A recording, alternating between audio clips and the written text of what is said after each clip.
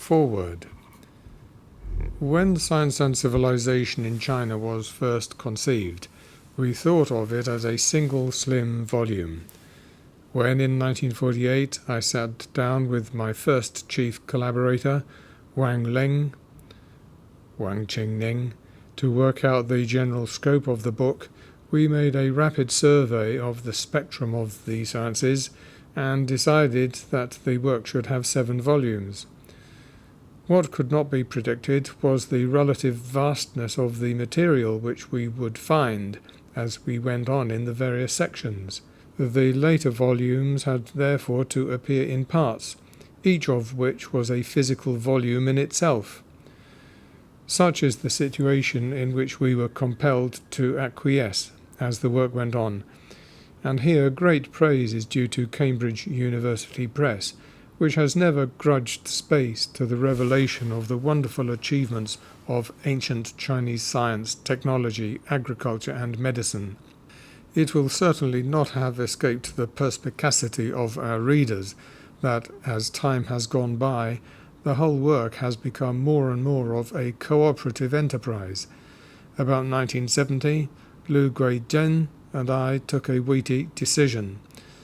We could have gone on pegging away single-handed, as it were, in which case the series would never have come within sight of completion in our lifetime. Or we could take to ourselves suitable collaborators and entrust them with sections, subsections, or even whole volumes. We decided on the latter course, and in due time this policy bore wonderful fruit. Francesca Bray led off with her History of Agriculture, Volume 6, Part 2, in 1984. Then came Qian Xuan, with that of Paper and Printing, Volume 5, Part 1, in 1985.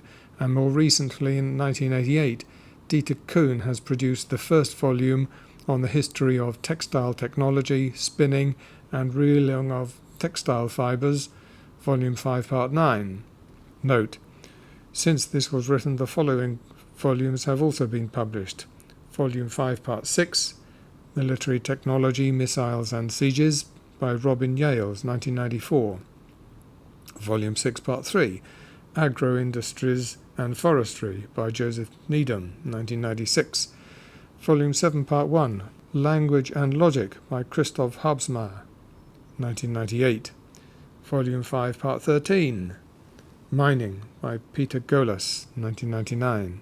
Volume 6, Part 5, Fermentations and Food Science, by H.T. Huang, 2000. Volume 6, Part 6, Medicine, by Joseph Needham, 2000. End of note. More and more teamwork has thus been put in. Chinese and Westerners have alike contributed. More and more have specialist friends come to be relied upon. We now have about 30 collaborators scattered all over the world.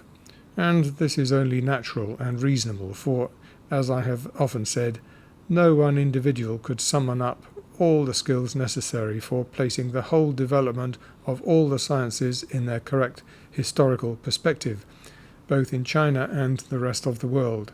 It might be true to say that my own role has risen from that of a single historian of science to the conductor of a kind of orchestra. I can only hope that the resulting music will be found both delightful and fitting. Volume 7 has for its theme the social and economic background of Chinese science and technology, considered always for its relevance to the grand question which has partly inspired the whole work: why modern science originated in Europe alone. The social and economic factors considered in Volume 7 differ from the subject matter of the preceding Volumes 3 to 6 in the way that they must be treated. Volumes 3 to 6 were all concerned with the various sciences and technologies. Sciences and technologies could be described. Social and economic factors must be interpreted. As we pass from the history of science proper to its social and economic background, the discussion necessarily becomes more complex than ever. I realize very well that there must be differences of opinion, particularly as time does not stand still. I am content to put before the reader my views as they remain today. Volume 7, Part 1, which has been written by Christoph Habsmeyer, is entirely concerned with language and logical thought, certainly one of the factors most powerfully influencing the development of scientific thinking. Literary Language as a Language for Science by Kenneth Robinson. Note, see also Comparative Criticism 13, Literature and Science. Editor E. S.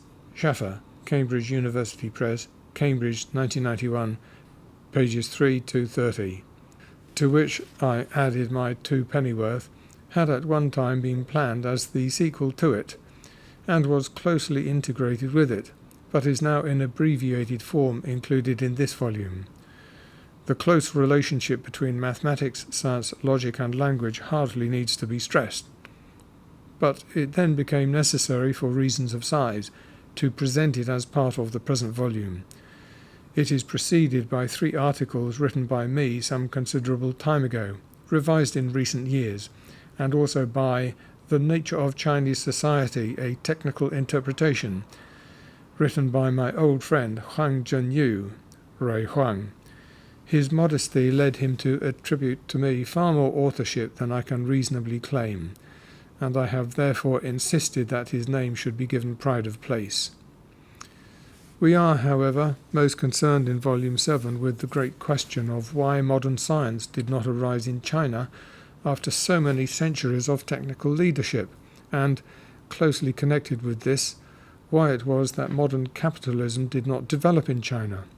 I had hoped at one time to cover a wide array of social factors which might have thrown light on this question, but there are limits to what one man can achieve. Let me now, therefore, confine myself to what I believe to be the most important: the collapse of feudalism in Europe and the rise of the bourgeoisie. This requires us first to consider the nature of feudalism. I first began to use the term bureaucratic feudalism in 1943 or thereabouts, when I was in China during the Second World War. I never felt irrevocably bound to the concept, but simply found it a useful description. Others declined to make use of the term or the concept, perhaps preferring just bureaucratism, but this is an example of the differences of opinion which have to be expected in these fields. Of course, in those days, feudal was a pejorative word, applied to all the social and economic features of imperial China, yet the term has always had meaning and significance for me. It stood over against the military aristocratic feudalism of Europe, that system where the king was always at the apex of a pyramid of nobles of different grades, each of whom, by their tenure of fiefdoms, was bound to come to the aid of the king when he wanted to make war, with so many mounted knights, so many archers, so many foot soldiers, etc. This system may have seemed to be stronger, with all those knights in armour clanking about, but was actually weaker, perhaps because less rational. The heir to an earldom might be a moron, but yet by the rule of primogeniture he would have to be the next in succession. A very different situation from that of the Chinese bureaucrat, chosen by imperial examination and equipped with special expertise acquired in the job. In China, individuals in each generation had to justify their promotion by their own efforts. Downward mobility for the heirs and successors of great men could only be counteracted by great effort. Thus, the carrière ouverte au talent had been a Chinese principle for some 2,000 years before it became a French one. Out of this unlikely military aristocratic European milieu, modern natural science could and did arise. When the merchants began to come out of their city-states in the 16th century, and capitalism arose, first mercantile and then industrial, modern natural science arose with it, in the time of Galileo and Torricelli. This was the rise of the bourgeoisie, and though other factors were involved too, such as the Protestant Reformation, it was this above all which happened in Europe, and in Europe alone. Note: since this was written, Needham came to appreciate the work of Emanuel Wallerstein on the Four Collapses. See conclusion, page 20. Editor. End of note. The point of view which has been adopted throughout these volumes is that modern science was that form of science at which the ancient and medieval sciences of all the countries of the world were aiming. Note: we have adopted the metaphor of the medieval sciences of the different civilizations being like rivers emptying into the great ocean of modern, originally Western, science. This has been regarded in some quarters as a Western imperialist notion. See, however, Do the Rivers Pay Court to the Sea? The Unity of Science in East and West. Theoria to Theory 5, 2, 1971, 68-77. End of note. But Europe alone was able to get there. Here the background of Greek logic and Mathesis Universalis was also important. A good deal of work remains to be done on the exact nature of the tie-up between modern science and nascent capitalism.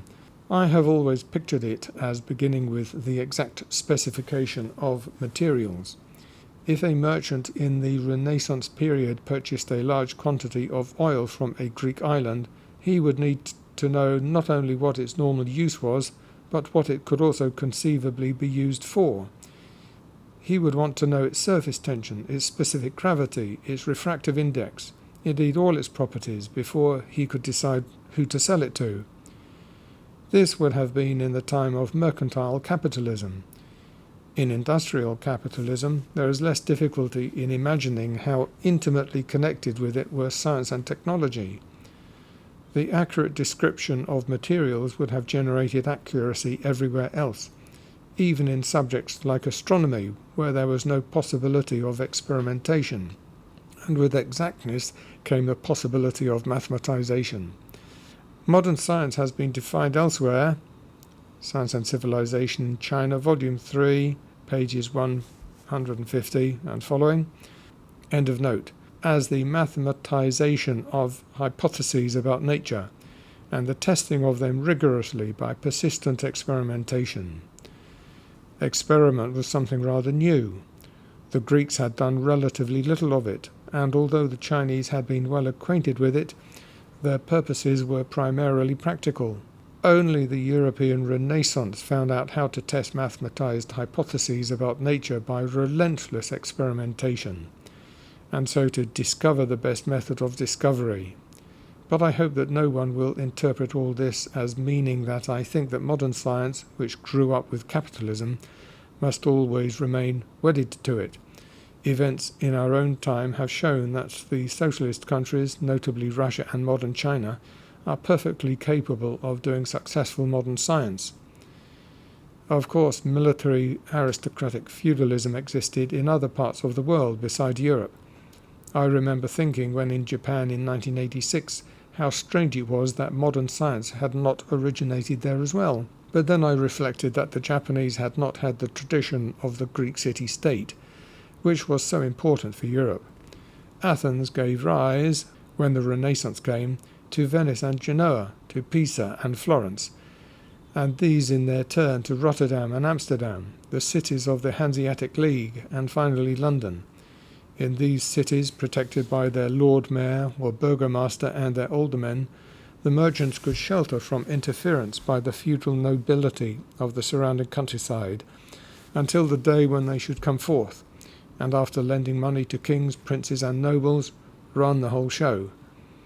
It is worthwhile taking a look at the idea of the town or city in China compared with Europe.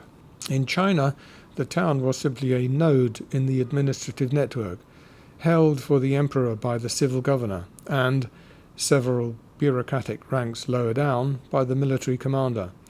It was the centre of the network of outlying villages, the people of which came in to market in the city. Compare with this the well-known picture by Rembrandt of the militia company of Captain Franz Bannenkock, a group of finely dressed citizens gathered with their weapons and immensely proud of the city they were pledged to defend. Cities in Europe were really states within states, ready in the course of time to provide governments as alternatives, however much it might be glossed over in practice, to the medieval feudal-style governments which had preceded them.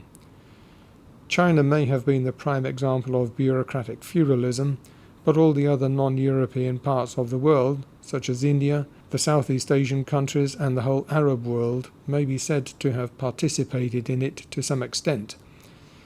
It was as if all the intermediate feudal lords had been abolished in China, leaving only the emperor himself, ruling all under heaven by the aid of an immense bureaucracy, the like of which was never dreamed of by the feudal sovereigns of Europe. If anyone does not like the expression bureaucratic feudalism, they might like to settle for Nosphimeric bureaucratism. Nosphimeric was a word which I invented during the war years. While on my perpetual travels, I often encountered Bishop Ronald Hall of Hong Kong, visiting one of his outlying Anglican congregations, and one day we had a chance meeting at Annan in Guizhou. Talking about various things at dinner, I happened to mention to him that I needed a non-pejorative word for that squeeze, graft and corruption, which has always been so characteristic of the bureaucracy in China, and which had loomed so large in the eyes of the modern Western businessmen who tried to buy and sell there. Note: Needham, 1969b, pages 37 and following. End of note. Both our trucks were being repaired that night, and his was finished earlier, so he set off first, but not before leaving me a bit of paper on which was written, "See Acts 5, 1-11. When I got to the Bible, I found it was the story of Ananias and Sapphira, who had promised a sum of money to the church, but then kept back a portion of it, and accordingly died, blasted by St. Peter. Now the word used in the Greek New Testament for to sequestrate is nosphizein, and since meros means apart, we can form just the adjective required. One can have little idea of how amazing it is for the Westerner trying to understand China to find how deeply the civil service, the mandarinate, the bureaucracy in fact, is embedded in Chinese life. It is even in the folklore. For example, the giving of bureaucratic titles to the dragons, nagas, gods and spirits by conferring civil ranks upon them. Note: a few examples will suffice to illustrate this phenomenon. They are taken from the Qi Yu Qi, Journey to the West, which draws on the resources of folklore and reflects its conventions. Chapters 10 and 11 of this novel depict the watery world of the Dragon King of the Qing River, which is staffed by a yaksa, ye cha, or demon, on patrol, the shrimp and crab ministers, the samlei, shi or shad, councillor, the perch sub-director of the minor court, and the carp president of the board of civil office.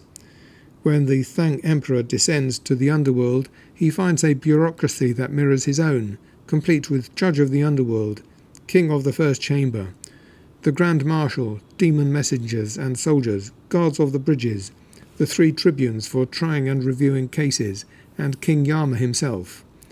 Anthony Yu, Journey to the West, Volume 1, pages 221-2, 235-45. University of Chicago Press, Chicago, 1977. End of note. Bureaucratic feeling is everywhere. Even in the war years, when I went to country places in China, I saw the inscription on red paper on the walls, "May the heavenly officials grant peace and plenty." We do not have this in the West. We never had such a civil service. On another occasion, in 1944, I was sitting in a Sichuanese tea house with Sir Frank Eggleston, the Australian ambassador. Seeing the common drain running down the middle of the village street, he exclaimed how medieval everything was and said, "You could almost expect to see a knight and men-at-arms come riding by." I replied, "Yes, indeed," but pointed out that it wouldn't have been a knight, but rather a civilian official, and the men-at-arms would have been represented by unarmed servitors, carrying his titles and dignities on placards. It did not mean that the ultimate sanction was not force, as it has been in all human societies, but it was much better concealed by the Chinese bureaucracy. In a word, if Chinese science, technology and medicine is to be understood, it must be related to the characteristics of Chinese civilization. This is the point of Volume 7. Elsewhere we have explained how the bureaucratic ethos began by powerfully aiding Chinese science, while only in the later stages did it inhibit any move towards modern science. Such, at any rate, is our interpretation of the comparative developments in China and Europe. Note: bureaucratic feudalism's initially favourable influence on science can be illustrated by the remarkable examples of organised field research that were undertaken under imperial auspices in the 8th century. These included a meridian survey directed by the Buddhist monk Yi Sheng and the astronomer royal Nan Kongyue in 724 to 725, and at about the same time an expedition to the East Indies for the purpose of surveying the constellations of the Southern Hemisphere. See Science and Civilization in China, Volume 3, pages 202 to 203 and 292 and following. Needham, Beer, Ho et al., 1964, and Needham, 1986, page 7. However, bureaucratic feudalism played an inhibiting role later on. Between 1405 and 1433, the eunuch admiral Cheng Ho led a remarkable series of 7 maritime expeditions with a fleet of 63 ocean-going junks that explored the South Seas, collecting information on geography and sea routes, and bringing back produce, exotic animals and luxury goods from the Isles and from India, not to mention tribute from states as far west as the Persian Gulf. These expeditions encouraged advances in navigational technology and increased China's knowledge of the outside world. However, the Confucian bureaucracy, which was never in favour of these expeditions, took advantage of a financial crisis and an overstretched budget to call for their termination, arguing that they drained the treasury unnecessarily and that there was nothing China needed or wanted from foreign countries. Their objection was also most likely due in part to the traditional opposition between Confucian bureaucrats and power-hungry eunuchs. At any rate, the expeditions were stopped, thus putting an end to the greatest age of maritime exploration in Chinese history. See Science and Civilization in China, Volume 1, pages 143 to 144, and Volume 4, pages 524 to 5. End of note. This brings up the question of where the cut-off point has been for Chinese traditional science before the advent of modern science from the West in all the preceding volumes. Generally, we have sought to make it in the neighbourhood of 1700, about the time of the ending of the Jesuit mission. But we have often had occasion to go beyond it, and many instances present themselves. For example, the dinner party at which the Kangxi Emperor talked about the antiquity of the knowledge of gunpowder in China in the presence of Scottish physician John Bell of Antimony took place in 1721. Science and Civilization in China, Volume 5, Part 7, page 127. And in Volume 5, Part 3, we recognized that if one was going to talk about the entry of modern inorganic and inorganic chemistry into China, one would have to come down to the closing years of the 19th century. Finally, in Liu and Needham, 1980, pages 118 and following, when discussing the development of acupuncture, it was clear that the cardinal discovery of acupuncture analgesia, permitting major surgery to be performed, was only made in the 1950s. In writing this foreword to the concluding part of Volume 7, I must not anticipate what I have to say in my conclusion. We have produced 16 volumes while have been on the bridge, and I am sure that our ship will arrive safely in port in the fullness of time, with another 13 or 14 volumes in the hold. I am confident that none of these volumes, many of which I have seen in typescript or have discussed with the authors, would cause me to change my views on the growth of science in China, or to come to general conclusions different from those which I have here elaborated. This brings us to the moment for expressions of indebtedness. First, to the many authors who have joined me in the enterprise and whose work has appeared in Science and Civilization in China, and then to those firm friends and scholars of goodwill whose writing could not be included in the published volumes, but who nevertheless did not allow disappointment to cloud our friendship. Note: when the foreword was first drafted, I wrote of my incalculable debt to Lu Guizhen, who shortly afterwards became my wife. Together we had conceived of the Science and Civilization in China project more than 50 years before. This was before I set out for China during the Second World War, and she departed for America for the duration, as we used to say. Her death in 1991 became our incalculable loss.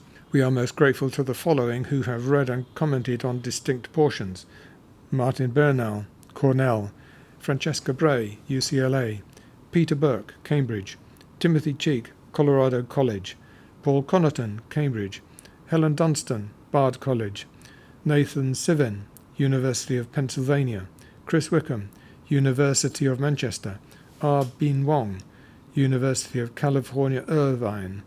It is also appropriate here to thank all my earlier collaborators on the Science and Civilization China project, since there was hardly a conversation with any of them over the past decades that did not have some bearing on the question we are dealing with in Volume 7, and express our thanks first to all those authors who have contributed parts or whole volumes to the series: Wang Ling, Kenneth Robinson, Lu Guizhen, Chen Chun-Xuan, Ho Ping Yu, Nathan Sivin, Robin D.S. Yates, Krzysztof Gawlikowski, Dieter Kuhn, Huang Xin-chung, Francesca Bray, Christian Daniels, Nicholas Menzies, Christoph Harbsmeyer, Janusz Chmielewski, Peter J. Golas, Hang Jianyu. Nor must we omit to mention those who made a contribution to a volume which could not ultimately be included due to the reshaping of the series. Among these must be included Dirk Bodder, Emanuel Wallerstein, Timothy Brooke, Gregory Blue, Christopher Cullen, Lawrence Crader, Marion Bastide, G.L. Hicks, S.G. Redding. For the support of our research and writing, we must mention the National Science Foundation, USA, the Mellon and the Luce Foundations, and the National Institute for Research Advancement, Japan. Without their continued support, our work would have been impossible. Most of their help was mediated through our New York Trust, Chairman John Diebold, and this is also deserving of our warmest thanks for obtaining from the Krieger Foundation a grant of $150,000 towards the building of the south wing of our institute. End of note. Nor can I overlook the part played by those who helped so greatly in the production of the volumes: Wang Ling, Lu Guizhen, Gregory Blue, for many years my personal assistant, a constant helper and warm friend, Kenneth Robinson, Christopher Cullen, and many others, librarians, secretaries, among whom I must place Diana Brodie, my private secretary for many years, gardeners, administrators, trustees, and above all our friends of Cambridge University Press, whose support has been unremitting since the project began, and whose names are recorded in Note 9. I cannot close this foreword without also expressing the most sincere appreciation for all those who made possible the planning, design and construction of the building in which we work, and in particular its architect, Christophe Grillet. It will, I trust, be a green island of quietness in the city of Cambridge for many years to come. Joseph Needham, 1995.